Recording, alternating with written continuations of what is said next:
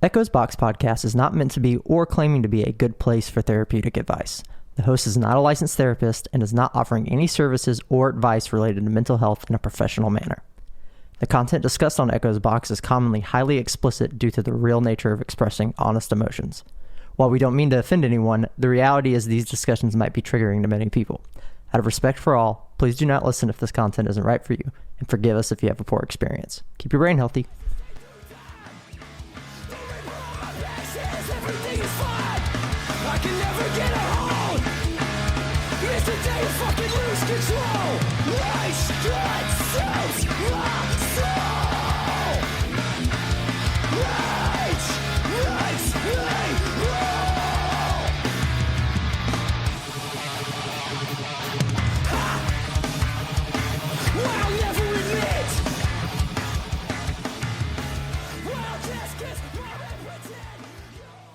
Hey everyone, welcome back to Echo's Box. This is episode 6, and today we're going to be talking about medication as it relates to major depressive disorder. In the last episode, we talked a lot about depression, dove into my depression a little bit, and today I want to talk about all kind of the medication. So this will kind of allude to some of the things I talked about in the Please Xanny episode. So if you haven't watched that, that's a good one to, or listen to that. It's a good one to reference back to, but ultimately this will be a completely different topic. There are just some kind of branching things and things I slightly mentioned, but this will kind of stand on its own still. But before we get started, the song you were just listening to is by a hardcore band I'm in called Opt Out, and the little kind of second half in there, that was some of my vocals again, but that's by one of my other buddies. That's his main project, and I'm just in it, and so I just want to kind of showcase that because it goes hard as fuck. It's a very dope hardcore band. That man comes out with some bangers. Like, I'm super stoked to be a part of it and put out some more music. And we've got some stuff coming on the way from that band, so keep it out. It's Opt Out. If you look for us on Instagram, YouTube, etc., it's all on there. We're on all the Spotifys, etc. But yeah, that one's called Soul Split by Opt Out. So if you like that kind of music, go for it. But yeah, we're going to dive into medication today. And this has been a long journey for me, and it's kind of coming to a weird crossroads here lately, which is why that's exactly why I wanted to talk about it, is because of the crossroads. And normally I probably wouldn't make a whole episode dedicated to this, but I've had such a roller coaster of an experience that I feel like it's worth sharing. So hopefully you all get something out of this. If not, and consider this a filler episode. It's not going to be all that interesting, if I'm completely honest with you, compared to some of the other stuff. But if you're somebody who struggles with depression, or somebody who is worried about medication to begin with, I feel like I have some insights that some people are scared to share, or scared to even pursue to begin with, to get the experience that I've gained. And while I have my own personal preference of where I think this journey is going, I ultimately have seen a lot of other success stories as well, and heard a lot of success stories, and read some stuff as well. So it's like, I'm very torn. I'm not like, you're going to get the idea from this that I am against medication, and that is not at all the case. And I'll be very explicit on what I mean by the things that I say, and hopefully be able to kind of explain my perspective on this. But ultimately, I think it's kind of a personal battle, and I think that's the conclusion that I've drawn from all this. And I'm disappointed in a lot of ways. I'm jealous in a lot of ways. But I ultimately have to let that kind of stuff go, because it's my brain and my journey, and that should be the same for you. So keep that in mind as I'm explaining things. Just because I had a specific experience doesn't mean you will. Just because I had a negative or a positive reaction to something doesn't mean you will, because there's other people that have had a tremendous relief from some of the stuff I went through, that I had pain, and it's part of the risk of dealing with all this kind of stuff. So yeah, let's dive in. And to start off, I kind of want to talk about the history of SSRIs. And SSRIs are interesting because before we had modern antidepressant treatments, we had other treatments as well. And these treatments were actually pretty effective, but they had to be administered in such a controlled way that there was a lot higher risk. So a lot of times there was much higher risk for whether it was like an overdose issue, or a brain chemical issue, or other severe side effects and poor reactions. The point being that these medications and these types of treatments had to be administered under direct doctor care. You could be just prescribed a pill and move on. And I believe it was in the 1980s, 1988 specifically. I could be wrong about that, so don't quote me on that. Go look it up for yourself. But that's when Prozac came out around that time. And Prozac was a game changer in the mental health space because for many people, it did provide relief from depressive symptoms. And it was one of the first ones on the market that doctors could just kind of like safely prescribe. And safely, I put in pretty big quotes there, because with all medication, not just mental health medication, but we have to realize with all medication, there are side effects, especially for people that it doesn't react well with. And that's just reality. And it gets kind of scary when you're talking about mental health compared to something like, I don't know, for example, a lot of people don't realize ibuprofen can help it helps relieve pain, but can also lead to blood clots and other issues as well. Those are major side effects. If you take it too often or too much, it's actually not a good pain reliever to do very often. And some people who are hypersensitive to that are told not to take ibuprofen explicitly and stick to Tylenol or Aleve or other options that do similar things, even though ibuprofen may be effective for what they need. They just can't. Their body's not compatible with it. So that's true of all drugs, and I don't want to downplay the effects that we're going to talk about here, but that is something to consider. If you've learned anything from watching the Please Zandy episode, and if you haven't, listening, if you haven't listened to that one already, please do. I kind of go over drugs as a whole and kind of the perspectives on that, and the generalization of the idea of how drugs impact you and your journey with that is very personal. It's very distinct, but there are general safety measures and mechanisms to follow. And so I just harp on that as we go through this. But today we're pretty much exclusively talking about antidepressants. So what the heck even is an SSRI to begin with? So SSRI is an acronym that I've been tossing around, and it stands for the selective serotonin reuptake inhibitor. And these are some of the most commonly described antidepressants that are out there. And they come in all shapes and sizes, and there's a lot of variants, and I have taken quite a lot of them and had no success. But for some people, they are very successful. And so I want to kind of talk about my journey with that thus far. But what they do is they treat depression by increasing the levels of serotonin in your brain. So that's where they're selective serotonin reuptake inhibitors. And so basically they block the reabsorption of serotonin, so more serotonin gets created. So basically the neurons that are receiving the serotonin, they get the serotonin that your body naturally creates, but then your body, what the drug does is say, hey, we haven't had any more serotonin lately, even after it maybe just made some, and it'll be like, oh crap, those neurons need some more serotonin, so we're going to send them over. And they're pretty variable depending on what you take, because while they all are doing fundamentally the same thing, the way they go about doing, the reason there's all these brands and different dosages and different longevities of things is they all work a little bit differently. And I'll describe some of the ones I've taken and how they're different from each other as we go here. But they exist and are different because they differ in potencies, and they differ in how they block those reuptake inhibitors, and also how quickly they impact how quickly your body is able to tolerate or metabolize or digest the drug, basically. Some of the common side effects of SSRIs are anything from like a headache to nausea and diarrhea, drowsiness, dry mouth, insomnia, increased suicidal thoughts, sexual problems such as you either have reduced sexual desire or you can't have an orgasm quite easily, or you have difficulty maintaining erection, and this is true of males and females, and it can have an impact on your appetite either in a loss or gain area. But I glanced over that one thing that's pretty much on SSRI bottles, is increased suicidal thoughts. Doesn't that seem like the opposite of what they should be doing? Yeah, well, that's true. And the reason that happens is because you got to realize you're adapting your brain chemistry. And so when you're changing the amount of serotonin you're bringing in, serotonin is supposed to be the happy chemical, But when things kind of go sideways, and this is just a theory on my part, I haven't really read into this, so take this with the biggest grain of salt, like just a dump of salt.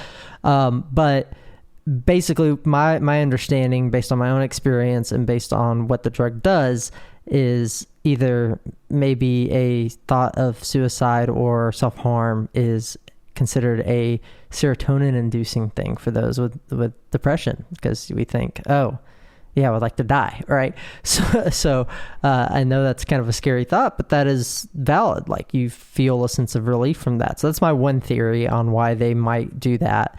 My other theory is that maybe they just kind of get the serotonin reuptake stuff wrong, or maybe your brain's not compatible, or maybe you are producing enough serotonin, now you're getting an influx, which can lead to some other issues. But ultimately, maybe that brain chemistry flip-flopping around is what would cause those kind of things. But they also cause all the other issues too.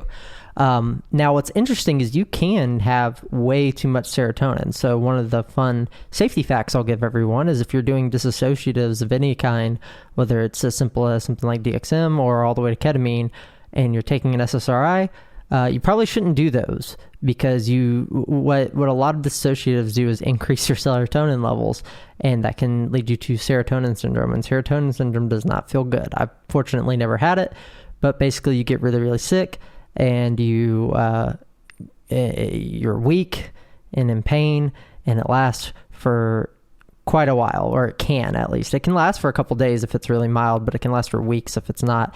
And in severe cases, it is life-threatening. You will die if you have way too much serotonin. And so that's a lot of that. That's one of the things that people get kind of messed up with this stuff, especially if they're taking things like whether it's something like Molly or MDMA or psychedelics or and like I said, dissociatives. They can have an impact on your serotonin receptors in a positive way on their own, but when mixed with an SSRI, it can be very dangerous. And so that's why I had to stop doing some of the recreational drugs I like to do, because it's not safe. It's life-threatening. And so while there are safe things that you can do, I'm not going to recommend anything or look up the compatibilities for you. You're on your own there. I do not want to put anyone's life in harm. But the point is, usually if you're on an antidepressant or any kind of medication for your mental health, you should probably just focus on that. You probably shouldn't do anything else. And in my case, do as I say, not as I do, because occasionally I'll have weed or something else. And honestly, anything I do, I'm fairly responsible. I'm not going to jeopardize my mental health with any substance, because I'm not out here doing crazy crap. But at the same time, I am very, very selective and sparse with any recreational activity I take into, because I take my mental health very, very seriously. It's not cool for me to fuck up the progress I've made, but because I wanted to have a good time. It's just not worth it to me. And so that I issue the same advice to you. If you're taking a medication, stick to the medication, let it do its thing. And once you're if it works for you, great. Get used to it, kind of fill out your life and how it goes from there, and then take things a day at a time for what you want to do for fun. Whether it's food, wine, booze, drugs, whatever you're doing, make sure whether it's compatible or not, because especially like alcohol is the common thing. Like I mentioned a lot of recreational drugs, but alcohol is the thing that has impacted me the most, because I drink fairly regularly, and I enjoy drinking, and I do it responsibly, and I don't have any issues with it. But when you're on an SSRI, you can't drink quite as much. So I have to be cognizant of that, because I have drinking too much before when I first started my medication, and I felt like shit the next day. And so I don't like that is what I figured out. So I drink less than I used to. And like I said, I already drank a responsible amount. It's not like I'm drinking every single day all the time, but like when I go out with friends or I throw a party or something, I like to drink. But now if I'm at a party, I have to like take it down a shot or a drink or two and not quite go quite as hard, because it can be very painful and even life-threatening. It's not okay or cool to play around with that kind of stuff. So that's just kind of where I'm at and how I deal with all that kind of stuff, dealing with SSRIs. But I've been on quite the journey and had to learn a lot to get there in the first place. So that's kind of what I want to dive into next here, is my personal journey with SSRIs. Before I do that, I want to mention NDRIs for a second. So NDRIs are norepinephrine and dopamine reuptake inhibitors. And they are great antidepressants because they don't cause some of the side effects that the others do, because they're not dealing with serotonin specifically. So for example, on an NDRI, I could totally take a dissociative. You probably still shouldn't, because you need to recognize the impact on your brain and your well-being. But I could do that, and it's not going to cause a serotonin overdose or serotonin syndrome. But they still do have things like increasing your heart rate, which for me increased anxiety, and I'll talk about that. Drowsiness, vomiting, still the same risk of suicide warnings and all that kind of stuff. But they are specifically not okay with MAOIs or monoamine, I'm not even saying that right, monoamine oxidase inhibitors. I had a reference note up there to help me pronounce that. I'm great with the acronyms, not so good with the names, right? So taking consideration those kind of things, but I'll talk about the NDR a little bit more when we get there. But let's dive straight in. The first SSRI I was prescribed was Effexor, and man, did I ever have a terrible time with that. So before I started medication, I was talking to my therapist a lot on how we should go about doing that. And what I learned is that your primary care physician can prescribe you basic antidepressants if you have a recommendation. Now, there's limitations to that, but that's kind of where we started. I was like, I'm kind of scared of trying medication, but the thing about medication is, while there are a lot of risk with it, you also have to consider the state of your mental health. And for me personally, my depression is so bad and so painful that I would do just about anything to get relief from that. So while I didn't like the idea of altering my brain chemistry with medication, I also hated my depression. I'm in a constant battle with it. That's why it sucks. And I don't want to let it win for any reason. I want to be me, and I want to live through all this and enjoy my life and not live every day feeling empty. So I talked about that with my therapist, and I was like, hey, all right, let's give it a shot. Here are my concerns with the medication. Here's what I'm worried about. And what ultimately, like, my concerns and stuff were things like addiction, things like the side effects and the increased suicidal thoughts and the increased or the decreased appetite in my case, or the increased insomnia, because these are all things that I have as part of my depression anyway. And obviously boosting those negative side effects seems like it's doing the opposite of what I wanted. So I voiced all those concerns, and my therapist was like, okay, but what if it works? Because for a lot of people, when these medications work, they work really well and they get the relief they need, and it was well worth it. And so basically the question is, am I willing to take that chance, and what can I do if it doesn't work? So if it doesn't work, the good news is that you can totally just come off of it and it'll be okay. And I'll talk about what I do to kind of get through that, because even though it will be okay, it's not easy. You do get withdrawals from it, and that'll be a main talking point here in this episode. So with that, I went to my primary care physician and was like, hey, my therapist has diagnosed me with depression.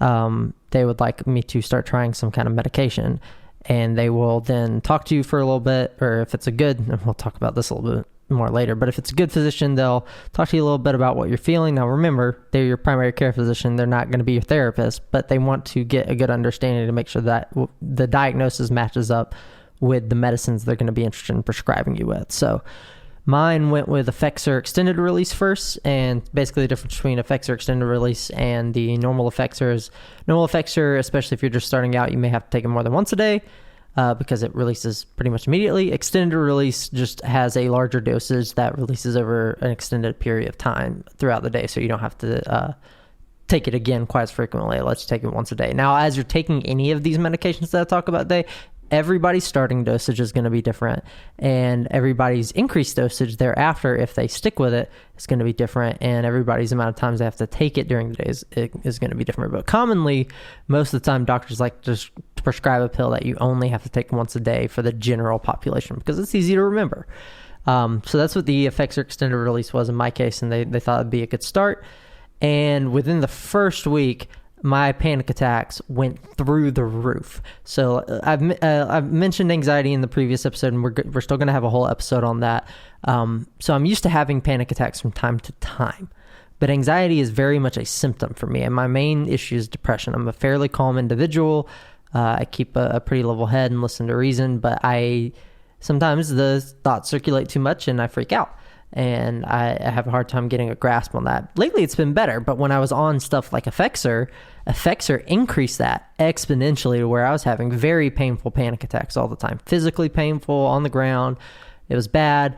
And when I mentioned that, that's when they prescribed me Xanax to help not only combat the panic attacks, but like, okay, well, we need to get you off the Effexor and quick too, with minimal withdrawal symptoms, so we can switch to something else.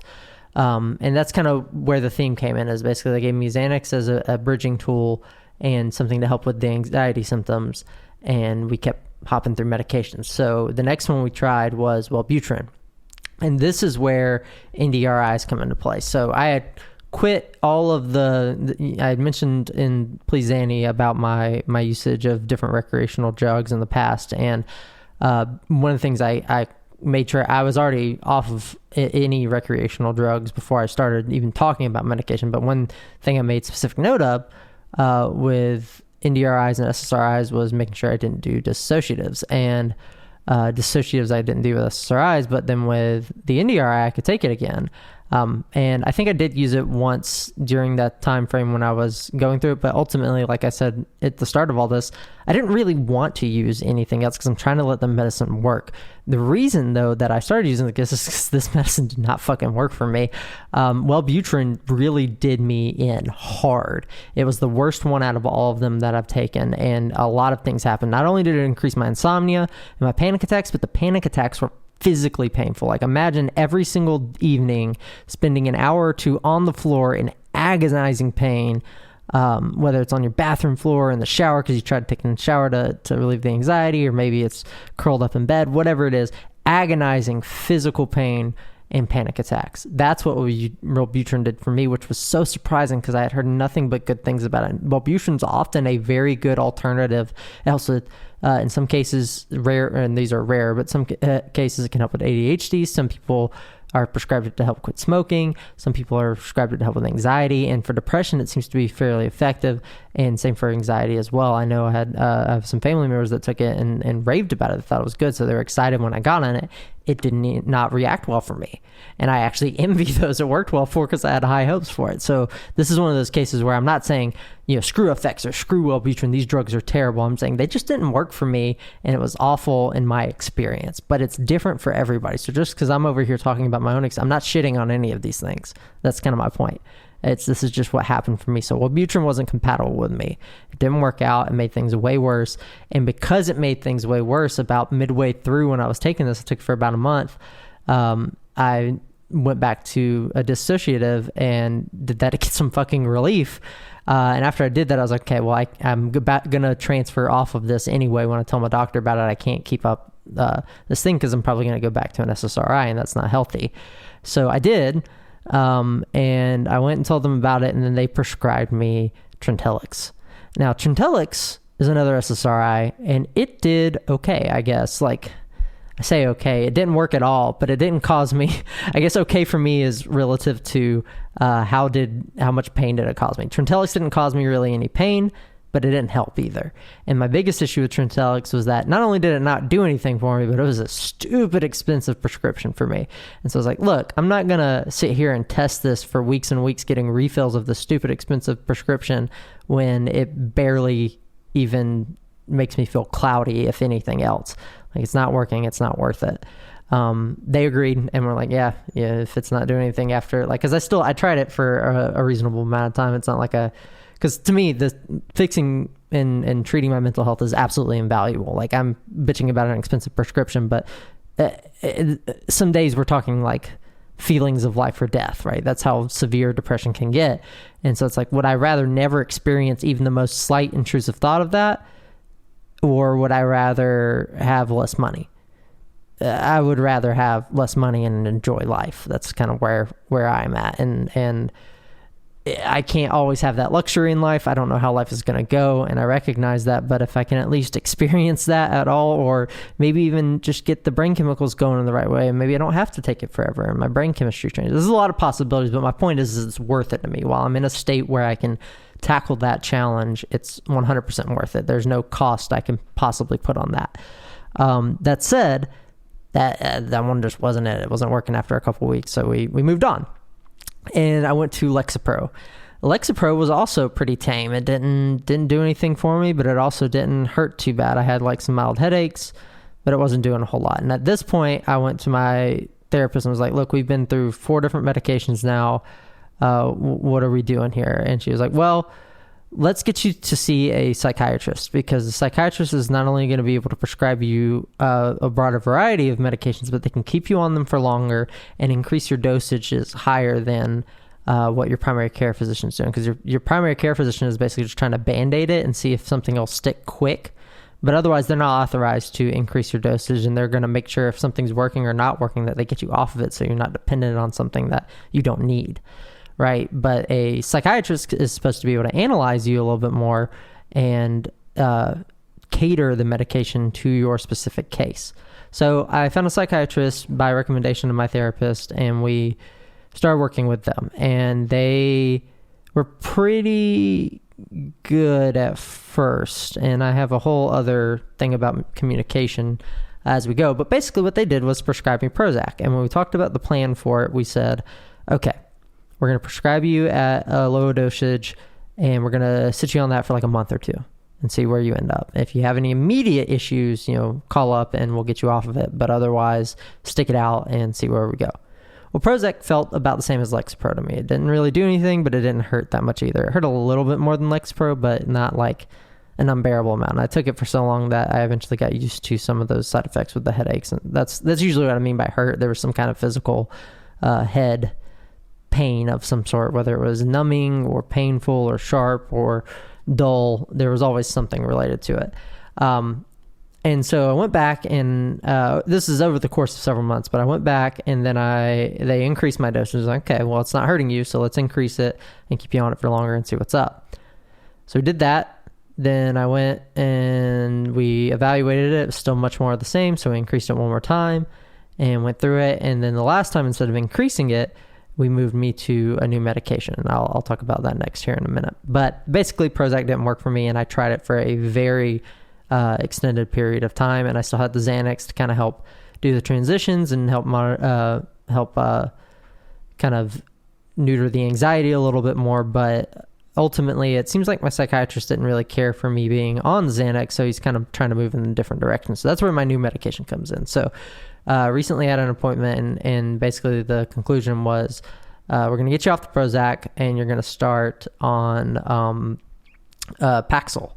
And in addition to the Paxil, I'm going to prescribe you Remeron. So Paxil is another SSRI, just like all the others. And Remeron is another antidepressant. I think it's technically an SSRI, but it's mostly built for sleep. And that's kind of, I was telling him about my insomnia, and he was trying to figure out like a good solution, because instead of relying on Xanax to help you get to sleep, if I'm not having increased panic attacks, then I don't really need the Xanax, and I shouldn't use it as a sleep aid unless I just happen to have it. So he was like, let's not do that. Let's do the Remeron instead, because it's supposed to act as an antidepressant, and we'll go from there. So I have not started my Paxil yet. I will be starting that this coming week. I don't know when this episode is coming out, but I'll be starting it soon after I publish this. And the plan and the idea was, when my therapist and I decided, let's get you off of all medication for a couple weeks and baseline you. So I had to come down off of Prozac, and then this past week I've been completely off of it. I don't have any more of the side effects of withdrawals and all that kind of stuff. So I'm off of it. And I'm waiting to start the Paxil after I have like a baseline of how I feel now. The good news is nothing terrible. The bad news is everything's terrible, because it's back to normal. It's not really that much different than when I was on antidepressants. I think the biggest description I had was my brain felt cloudy when I was on antidepressants, and it feels open now. And that's not really a positive or negative thing on each side. It's just that when I have thoughts kind of coming and going in my brain, if my brain's cloudy, I can't see them before they come. If I have kind of a spacey brain, though, I still see them.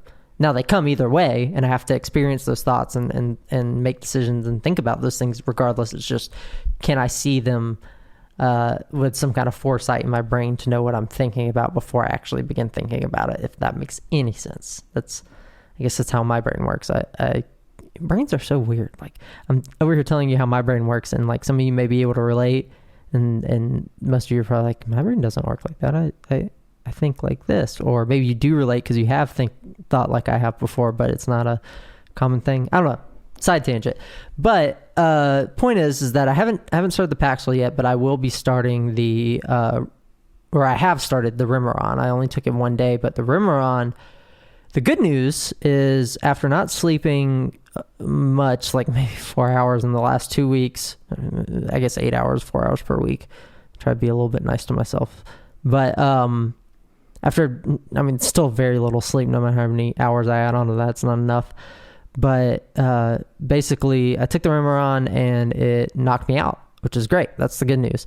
Bad news is I felt like total shit the next fucking day. It was like, I was the groggiest human being in the world. I did sleep through the night, but I had awful nightmares and I was still exhausted. Dry mouth, just headaches, not all of the side effects, but all the worst physical side effects is what I felt after taking the Remeron. Now, the good news is the Remeron is just an as-needed thing. I'm not supposed to take it every single day. It's just if I'm not sleeping for a week, then I should probably take it. And honestly, the side effects are not that bad compared to actually getting a night's worth of sleep, except for the nightmares. But that's normal for me, so that's probably a trauma thing I need to work out. But aside from that, and in terms of it practically getting me to sleep, it worked pretty good. So I'm going to keep that around and see if I still need it after a couple of weeks. But yeah, so I've only taken one of those and tried it out. I want to try to avoid taking that unless I really need to, but I am glad I have it as a tool.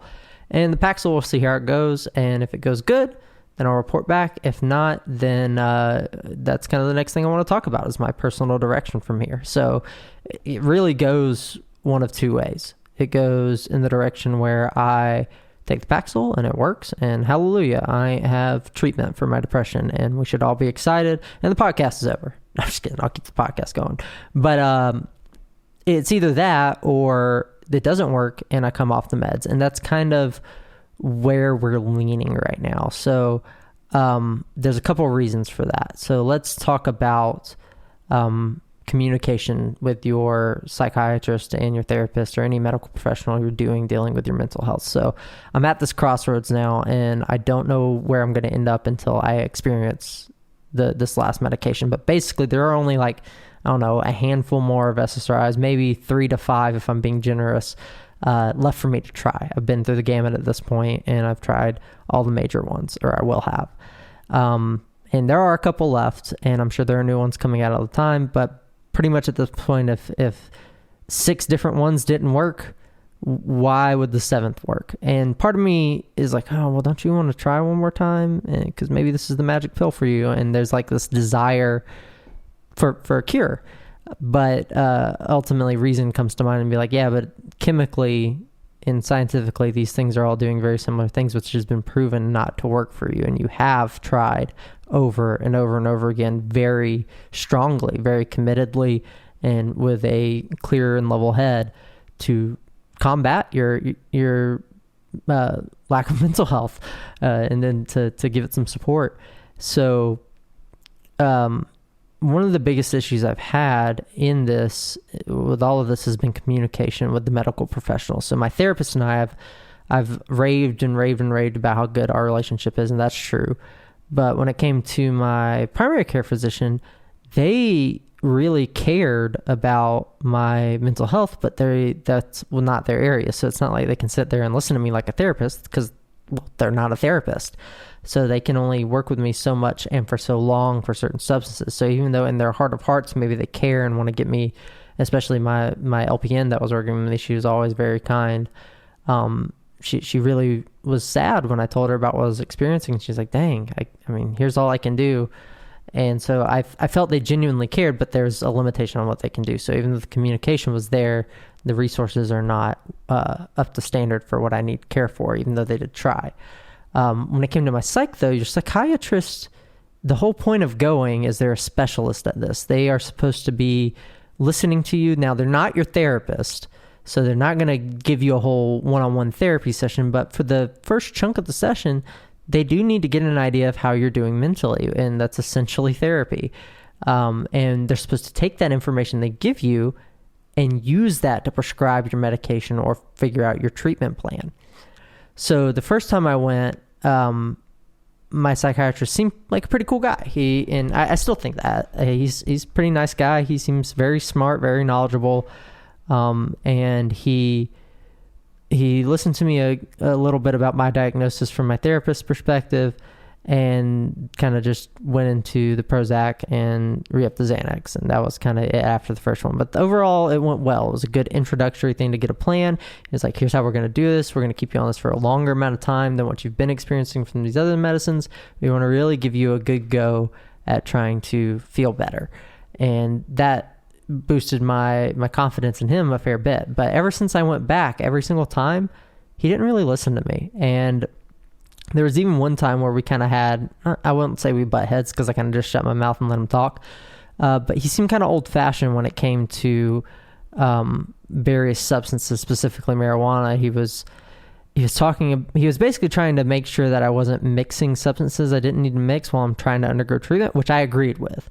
That is kind of where we ended up, which I'm glad I didn't say anything, because we ultimately agreed. But his reasoning was very old fashioned. He had very limited data in referencing the health effects of stuff like marijuana or even other drugs, but marijuana was the specific thing he harped on.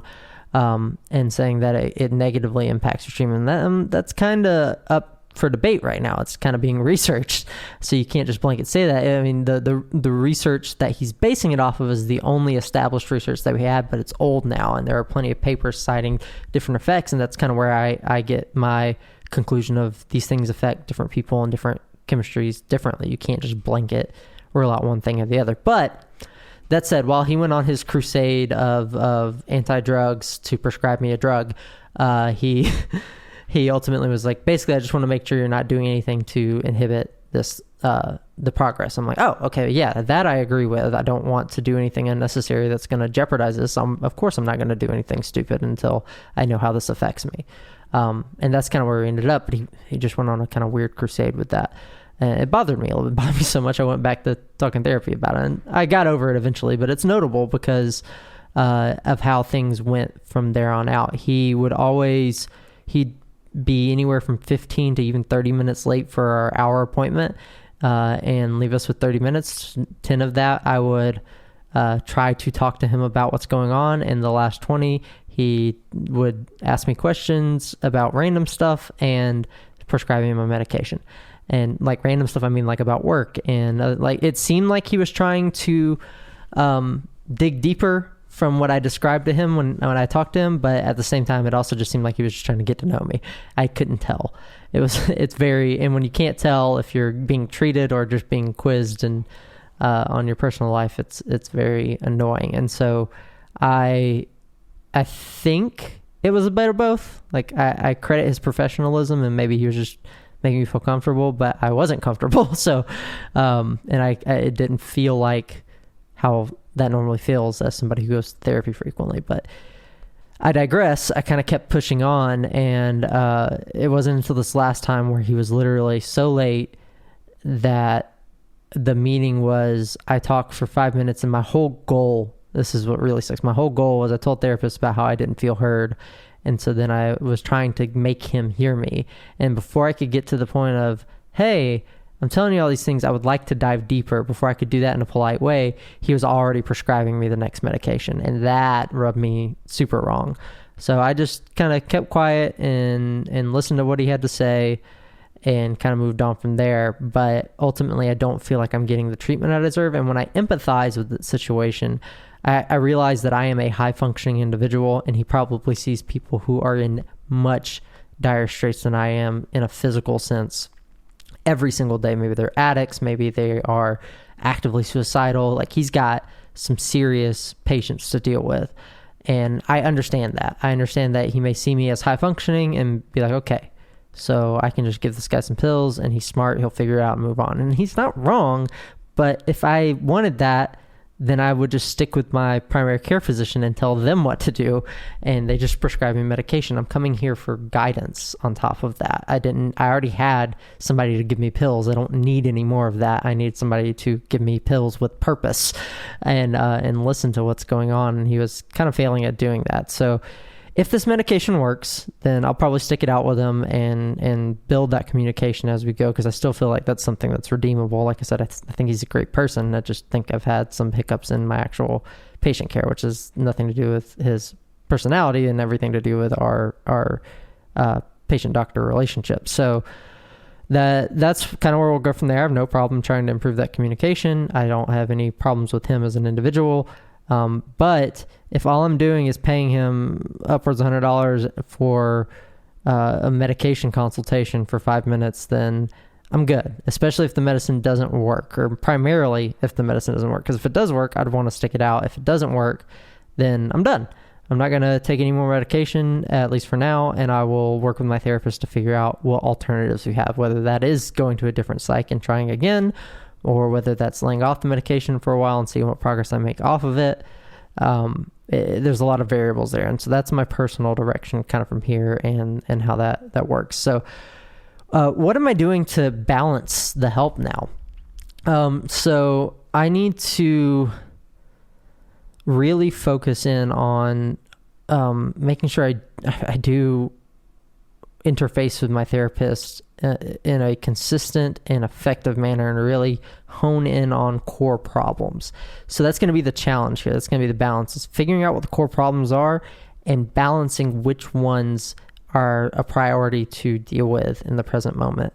And I have a good idea. I think between her and I, we've gotten a good idea of what needs to be tackled as we've been going. And obviously we don't know the answers to everything. That's part of the process, but the balance there is I need to make sure I'm maintaining that. And then if I do have to search for a psychiatrist, or if I'm building the relationship with the psychiatrist from there, I need to balance those things accordingly and make sure I'm getting all the help we need. So in my case, like I said, maybe my psychiatrist is dealing with much worse cases, but I still deserve proper treatment. Like, just because I'm not out on the street smoking crack every day doesn't mean that I am also not dealing with the same pain, mentally speaking, that somebody else is dealing with. Now, they may have other extracurricular circumstances that make them a dire objective case, and I recognize that.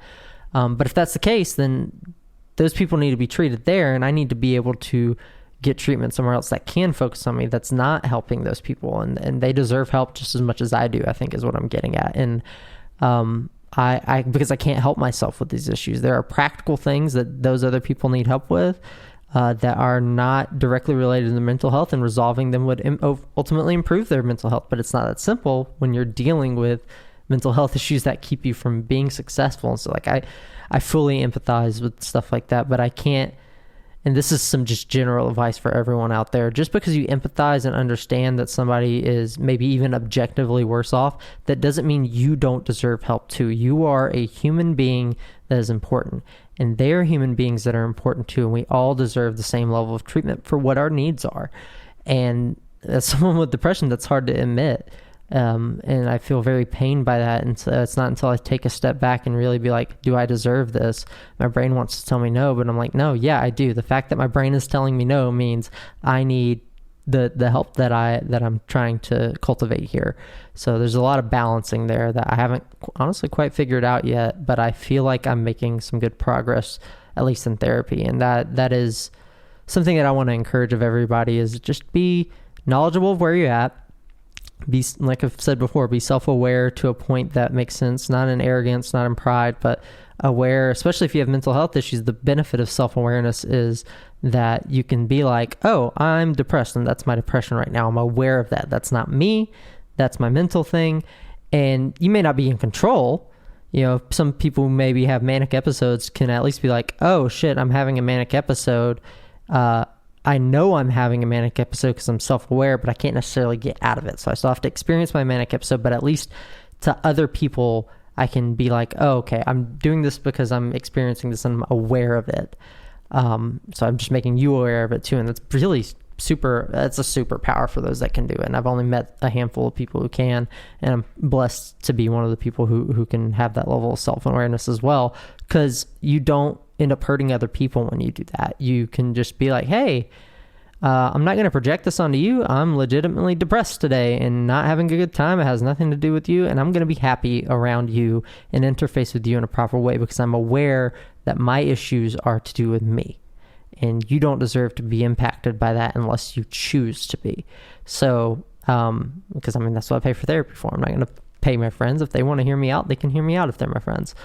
So that there's just a lot of balance and a lot of things I've learned and a lot of attributes I've had to become acclimated to. And it's not been easy. And especially jumping through the medication, that's another good thing about being self-aware, is whenever you are dealing with things like side effects or withdrawals, you can at least be like, oh shit, that's the medication. Now, that's a great segue because how the hell have I dealt with withdrawals popping between all these medications? Well, I alluded to before that Xanax helped a lot at the early stages, but I had to stop relying on that at some point. And I think the best training I got was off of the Lexapro and the Prozac, because especially after the Prozac, because that was my full